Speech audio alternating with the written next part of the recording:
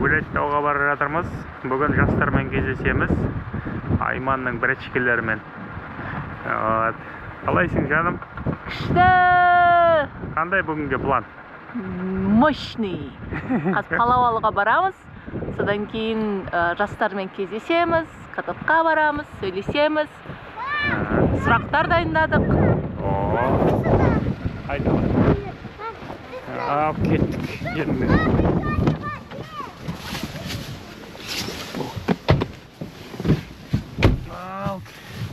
Алпеке, артына түсші. Не. Мам, папа, можно побежать, пока не полностью не зарядилась? Уезжай, пожалуйста. Бүгін Алпеке мен Анарды атасы мен әжесіне апарып тастаймыз қазір. Сөйтіп, үлкендер өзіміз ары қарай қыдыруға кетеміз. Машина қызып жақсы болып тұр екен, дайын бұл. Дейміз. Палау заказ беріп қойдық, күшті жерден. Мамыр деген Астанада. Машина палау пісіретін жерден. Ал кеттік бар бала қысам. Ехала.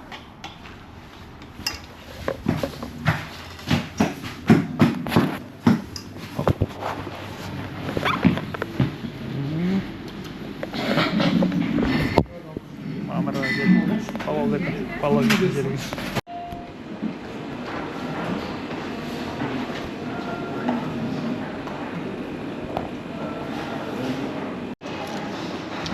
Қалай екен шашлычан? Дәмді. Мощный. 6 килограмм палау алып алдық. Қазір жетамыз күн. Түсіре берем. Айман түсіре бересің ба дейді. Давай жаным, әуді жер. Не дейм. Бара тұрмыз. Әлі жеткен жоқпыз.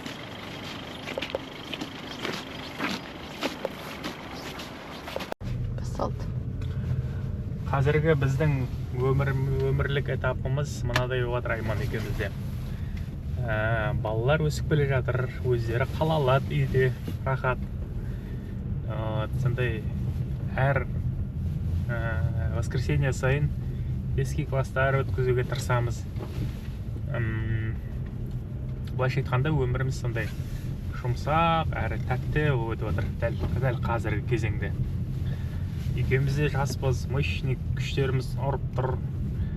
Алпамыз екеуміз анда-санда неге барамыз, жүзуге барамыз бірге. Мен бір линияда жүзіп жүрем, ол екінші линияда тренермен жүзіп жүреді. Құдайға шүкір, осындай өмірлік периодымыз болып жатқанына. Сосын жаймен деп кітаптар тыңдап жүрмін, аудио кітаптар. Мектеп кезінде дұрыстап кітап оқымаған ма білмеймін. Сондай бір жажда пайда болды менде. Кітап оқуға, кітаптар тыңдауға. Оқуға емес, тыңдауға кітаптарда.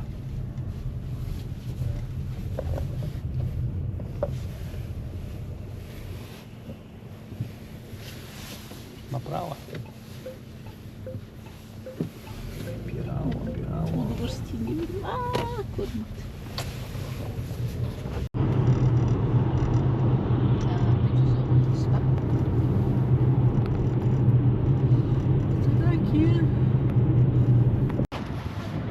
Айманның әке-шешесіне үйіне келдік. Бізді қалқан күтіп алды. Қалқан дейді. Қалқанский пирог!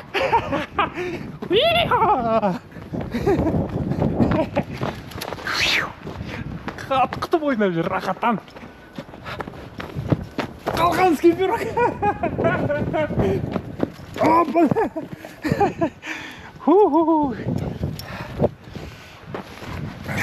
Хоп, ала.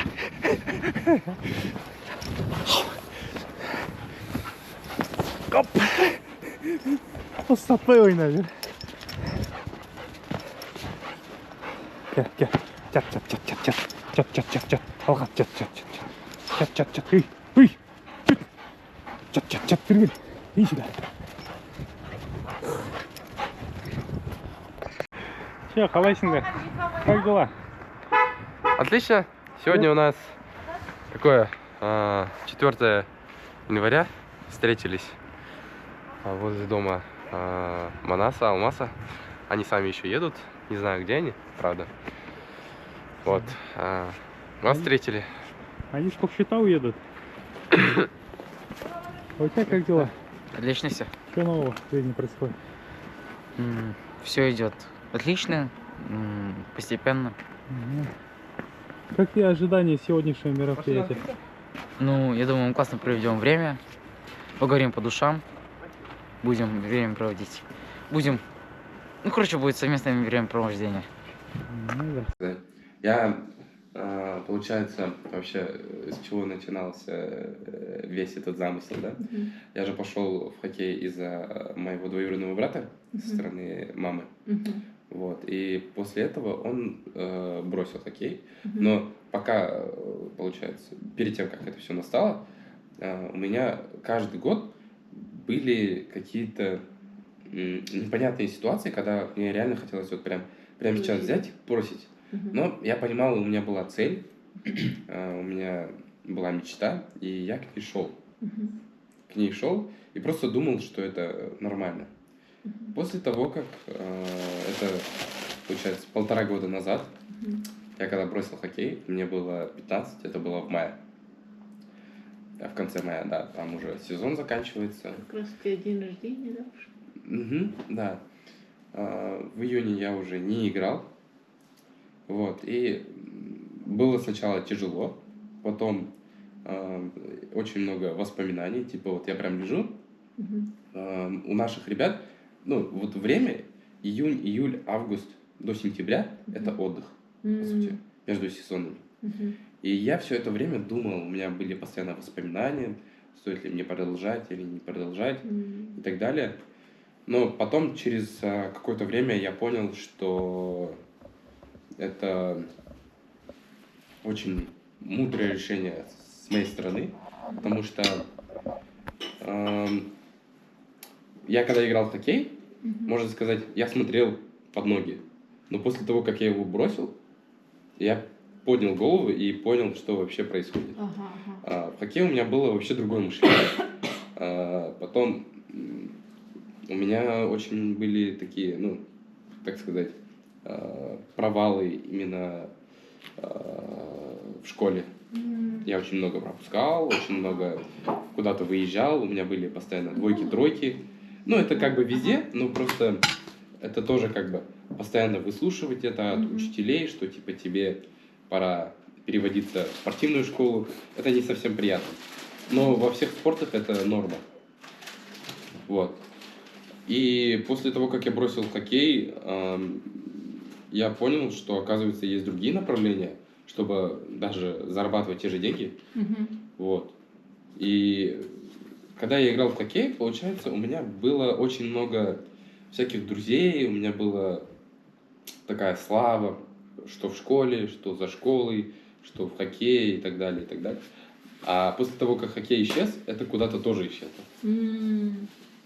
И в моменте понимаешь, что это все было из-за того, что чем ты занимаешься. Ну, это в основном так бывает у госслужащих, когда ты нужен друг для друга, да, допустим. А потом, когда у тебя служба заканчивается, ты никому не нужен, по сути. Да. И я почему-то так всегда думал, что спорт — это самый лучший вид заработка на планете. Типа ты играешь в хоккей, футбол, волейбол, баскетбол, и тебе за это платят. Но потом я поменял свое мышление, понял, что я раньше делал и что теперь нужно делать. Допустим, у меня в хоккее было нормально, допустим, материться.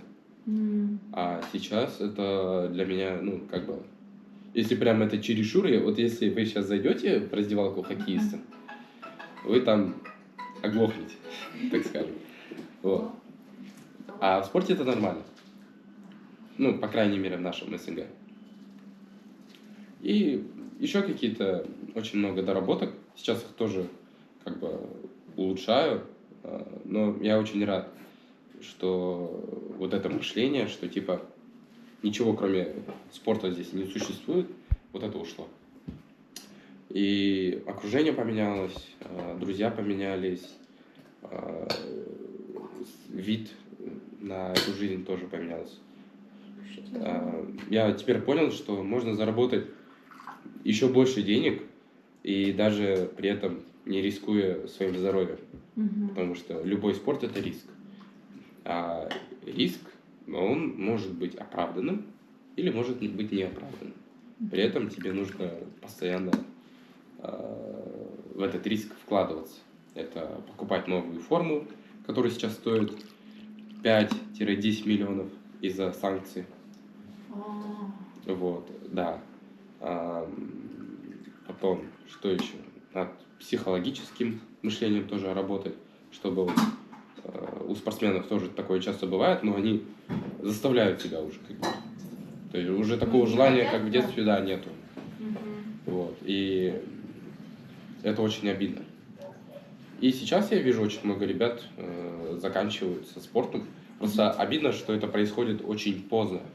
То есть один момент, когда ты сам принимаешь решение, а второй, когда ты полон энтузиазма, да, желания, приходишь, тебе 16 лет, начинается большой хоккей, и тебе говорят, ты свободен, потому что есть ребята лучше тебя. И в итоге 10-11 лет, 2-3 трехкомнатных квартиры, быкс, опыт, время, деньги, энергия, депрессия, потом что еще. Ну, вот такое вот. Ну, в твоем же случае ты сам выбрал. Ну, тебя же, Да. то есть у тебя же хорошие данные были, чтобы тебя могли, ну, выбрать там. Да, да, ну, я сам решил. Я сам решил, ну, как бы, когда просто находишься в таком окружении, иногда ты путаешь чувства, когда ты этого реально хочешь, и когда это происходит уже на автомате. То есть ты такой каждый день ходишь на тренировки, но в моменте ты не можешь остановиться и задуматься, а реально ли я это хочу, или это просто мне окружение подсказывает. А окружение это что? Все мы с вами знаем, что правды единой не существует. Есть факт и есть правда, в которую человек верит или не верит. Когда мы выбираем свое окружение, мы выбираем правду, в которую верим все мы, все люди, да, так скажем. И вот за счет этого и происходит вера и невера. То есть я верю, что хоккей мне принесет миллионы долларов, или я не верю, но я верю, потому что я нахожусь в том окружении, которое в это верит. Если кто-то скажет, что существует единая правда, тогда вопрос, почему в разных странах история пишется по-разному. Вот, это самый такой легкий такой пример. Поэтому окружение нужно выбирать осознанно и желательно прислушиваться к родителям, это обязательно. И как бы, я думаю, разговаривать с самим собой, что я и делал.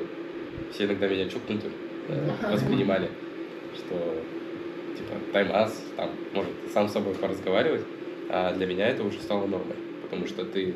Вслух задаешь вопросы, да, и как-то... Да, могу сидеть в наушниках и как бы разговаривать с самим собой, когда вокруг там люди ходят или еще что-то происходит. Вот, поэтому окружение – это вера в какую-то правду, получается, вера и невера в эту правду зависит от окружения. И поэтому у тебя разное окружение, да, сейчас? Ну, нет, не разное, это другое. Разное это когда школа, спорт, там, дворовые, ну, то есть сразу несколько. У меня просто другое окружение сейчас. Поэтому мне и приятно всегда общаться со взрослыми, потому что, ну, никакой взрослый не хочет что-то сделать плохое или, там, допустим, что-то забрать у подростка, к примеру, да, ему это просто не нужно. Но зато он не против с тобой поделиться жизненным опытом. Не факт, что ты его примешь. И вообще опыт, когда делишься с человеком каким-то опытом, это не так ощущается, когда на личном это происходит.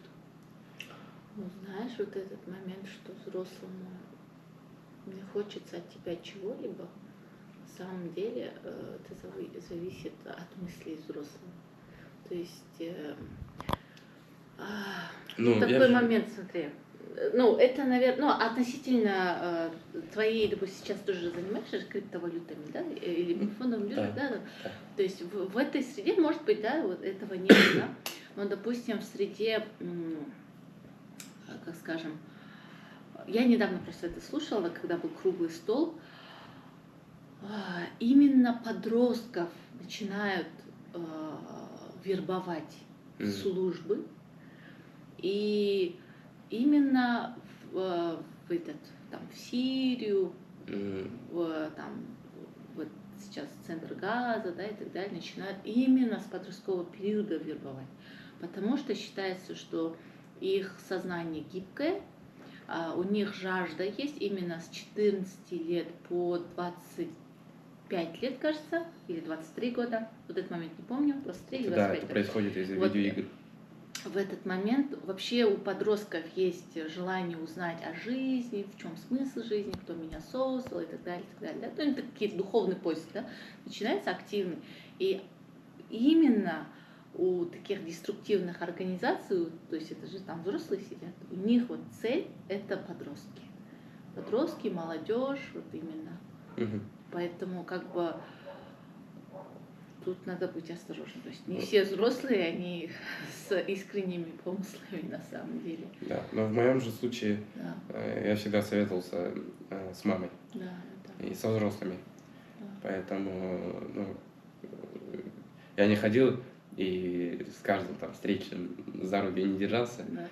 Вот, поэтому все происходило чисто. Если я с кем-то общаюсь, это как минимум знают мой брат, моя мама, мой папа и так далее. Поэтому как-то так. Но просто мне всегда было интересно узнать что-то раньше. Что-то раньше, чем подростки. Чем мои сверстники. Постепенно перебирал вкус Space. Он же там же работает изначально. Я тоже думала, что туда устроюсь, когда вот первый раз думала, что оказывается он открывал. Ну, у нас пополнение. Полайся, Навдёка. Нормально. Нормально. Ну, что ты? Сегодня я блогер.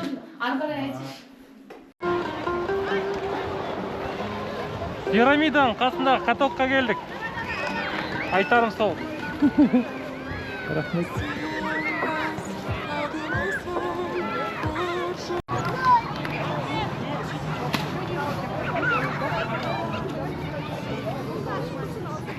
Ба сен ана үлкен адамдар бәрі сырғанап жатқан.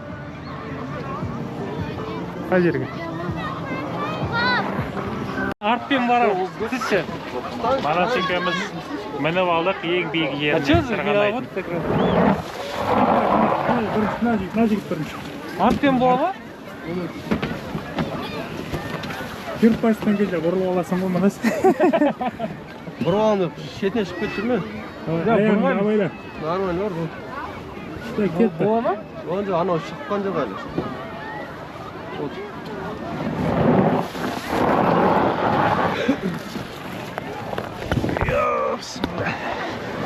Окей, сырғанаймыз қазір. Манас кел, давай жаққа сырғын. Давай, шықтан оқ. Кеттік.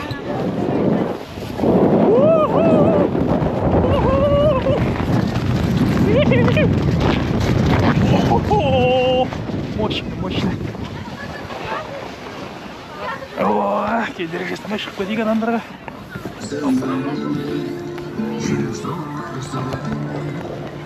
Рахат екен. Сонша күткеніміз оказывается стоит. Такандай.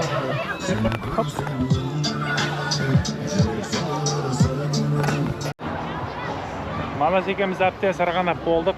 От души жарты сағат тюбингте. 2000 теңге екен. Қатты қымбат емес, арзан емес, орташа. Мына жердің вайбын көрсеткім келіп тұр сендерге. Күшті болып тұр сондай. Адамдар қыдырып жүр, ары-бері. Мына жақта адамдар сырғанап жүр немен. Не дейтін еді аты? Конькимен. Аймандарды іздеп бара жатырмыз сол жаққа, біздікілер, біздің жастар. қайда екен деп.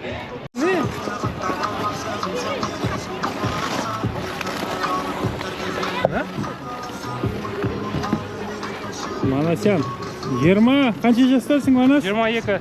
22 жасар, Манас. Тестостерон 5 дейсің ғой. 34 келіп қалды қосып жүр. Вот так. А где? Кім қайда? Қалғандар қайда? Қалған, короче, мына жерде Қоңыр мен Қуанышбек, ал ана жақта... Ана жақта что там есть?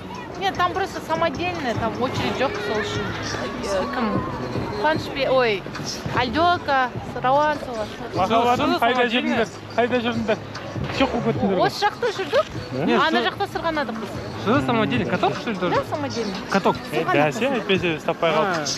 Просто анда очередь көп. Да, анда очередь.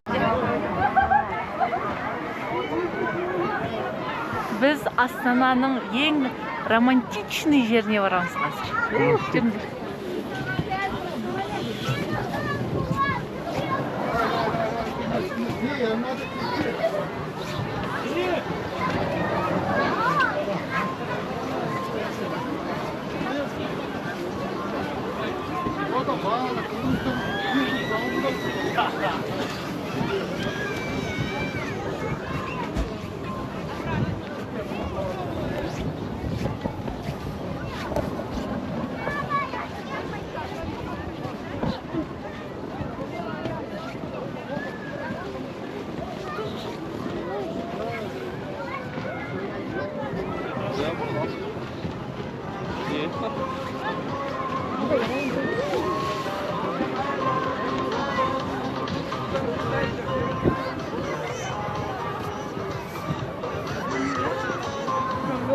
У меня все, мозги не могут объять сегодня.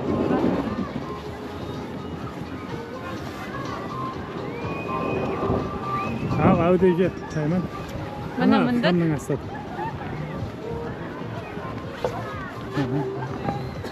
Міне үстіне міндік. Қазір 360 градус обзор жасаймыз. Бүгін өзі күн жылы және тұман болып тұр. Аяз көтеріліп келе жатыр, содан тұман. Өте сондай кинодағыдай бір мистик. Бір музыка қосқалы осы жерде. Әдемі.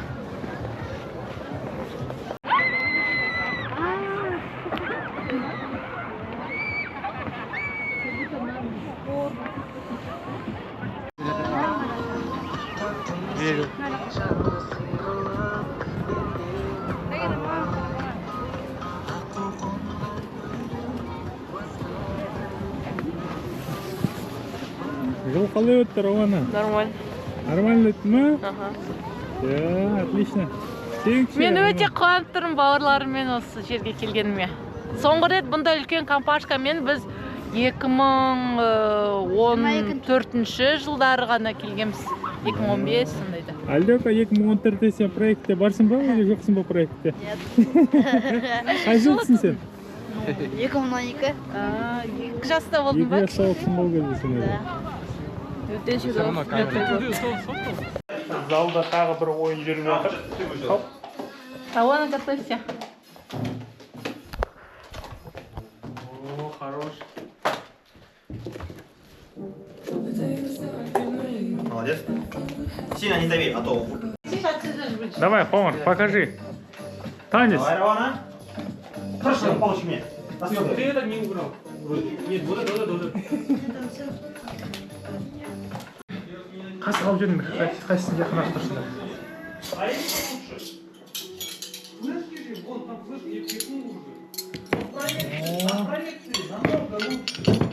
Рауана!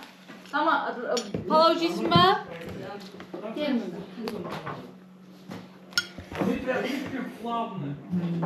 Плавность там тоже есть. Папалар кетіп қалды, кімнің несін қалдырып кетті.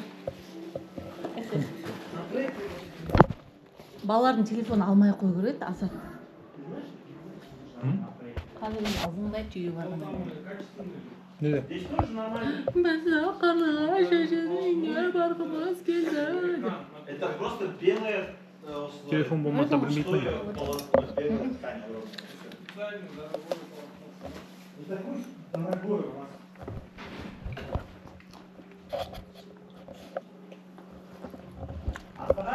Оу, Через проектор же, да? Вот сюда в белую стену. да. Куда телефон даешь? Не просто он. Давайте попробуем сначала Нет. на телевизоре. Нет, нет. Давай. Телевизор тоже. Вы сейчас снимаете? Вы сейчас снимаете? Да. Там Серьезно? качество плохое, нахуй. Наоборот.